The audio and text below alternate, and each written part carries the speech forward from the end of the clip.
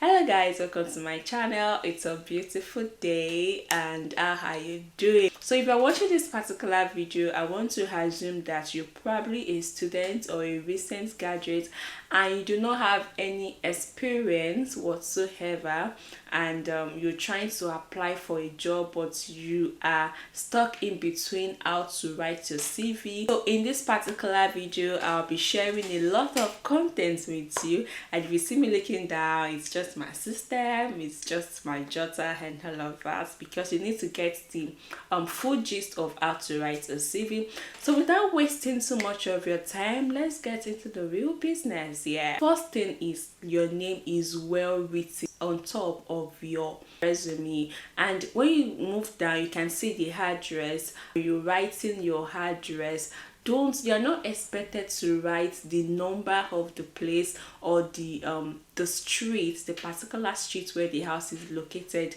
No one is interested in seeing that. It doesn't give you any advantage whatsoever, but I can tell you the several disadvantages that this can bring to you. So for instance, you're staying in Nigeria and you're trying to apply for a job in Lagos State Island, Lekki to be precise, and you're living in Ikorodu. So imagine writing number 5 Ikorodu Street, Lagos.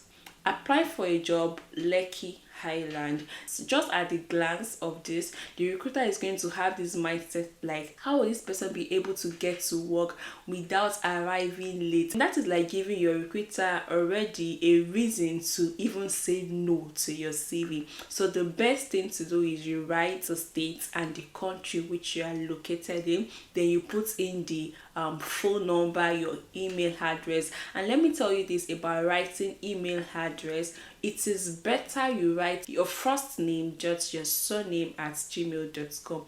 It is unprofessional for you to just give a regular email address. For instance, you're writing sweetbaby at yahoo.com. It doesn't just sit well. The fact that you're not experienced should not make you less professional. Next one is ensure that the fonts and the font size of your CV is actually readable and is visible enough. Make sure the font size is between 11 and 12. If you don't have a professional experience or you're actually applying for a graduate job, please ensure that your CV is written in such a way that it is contained in one page, not two, not three, not 4. So moving on to the education part, because you do not have experience or because you are a recent graduate, it is usually advisable that you put your education first. And for students who graduated in first class, make sure that it is glaring, like it is bold, like we can see it, like zoom it. For 2-1, of course, make it bold as well. If you graduate with 2-2, please avoid putting your GPA at the beginning. You can just put the course you study. Don't feel so down, because if you subscribe to this channel, in the subsequent time I'm going to make a video that would teach students with 2-2 on how to position themselves for their dream job. So you are actually covered if you have a 2-2 third class or less than. There will be another video talking about what you can do in this aspect. Moving on to the next one about your education. If the course that you study is actually in line with the particular job that you are applying for, please state the course that you study. And if there are some subjects that you did in school that is also in line with the job. Let me give you an instance. Applying to a job in investment banking, and during your undergraduate you did courses like financial accounting, business finance, statistics, and all of those sweet things in finance. Make sure that you are able to highlight some of these courses there. It gives your recruiter the mindset that okay, you actually have a theoretical knowledge, or you've been equipped on this subject matter and it is actually relating to the job. And the fact that you finished well during your university days is not just by chance. You've always been smart. You get it? The next part you should always also emphasize on your CV is your volunteer section. Of course, we accept that you do not have experience, but when you were in school, we do not expect that you were only going to class and from class to your room and from room back to class. Of course not. It is possible that you have probably joined a particular group involved in a particular project. So state these things in the groups you join, the projects you engage, and don't just say I joined this group or I volunteered to be the president of ISEC. Include the achievement. Think about this volunteering expense. It doesn't have to be like a big group. You don't have to join a 21 team. It can just be a 5 team, and you guys were able to come up together with some things and what you were able to achieve. It can be a side business that belongs to your uncle, and at the end you've achieved an increase in profit from 20% to 50% within a couple of 6 months.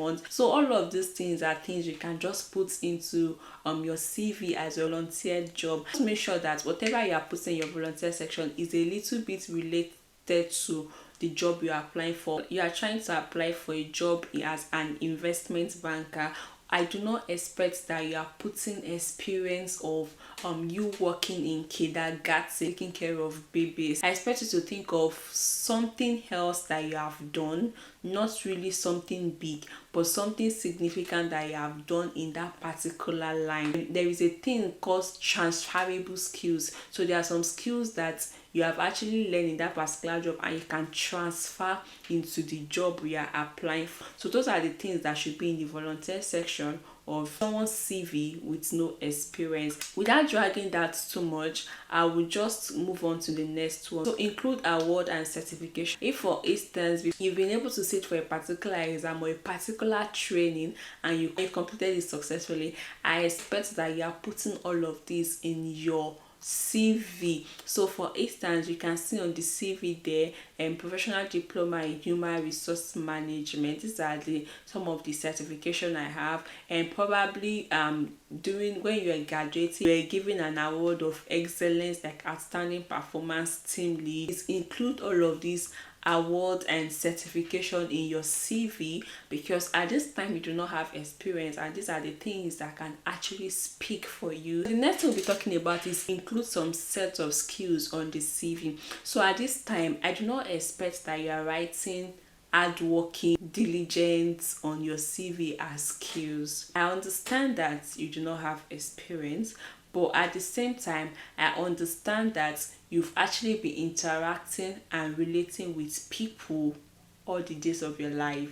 So you can always put soft skills like working in teams, and you elaborate on it that you've successfully worked in a particular teams and you're able to achieve this and all of that. Also, do not just limit them to soft skills alone. I also expect that include some technical skills. So if at this time you do not have a technical skills, go on Udemy, learn things that are relating to the career that you really want. Learn things on digital marketing, on editing, Excel, on Microsoft, financial analysis, anything that actually relates to the career path that you want. It's because these are the things that will actually push you forward and help you to build a very interesting and good CV. I hope with all of this information you are able to put together a good CV. So the first thing is ensure that your profile is well managed, your name is well written. So I'll just be making a list of them.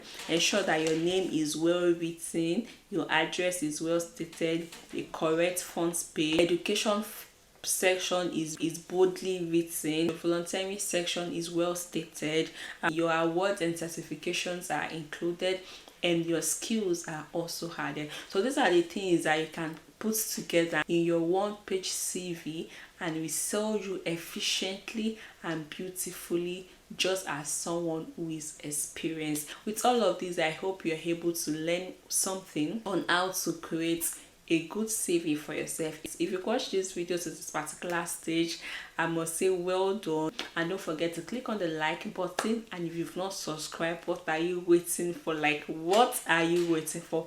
Why are you still waiting?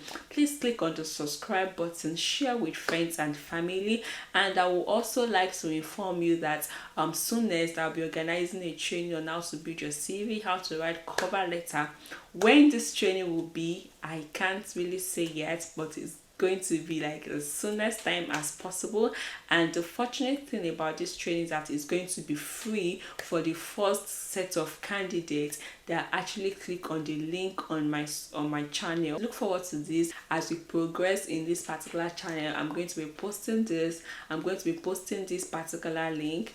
Don't forget to share with friends, don't forget to like, don't forget to comment. If there is anything that really stand out for you in this particular video, please drop it down in the comment section. I want to hear from you. If there's anything you think you are going to adjust, you are going to go back and adjust on your CV, please drop it down in the comment section. Let me hear from you. I'll see you again in my next video. Thank you. Bye.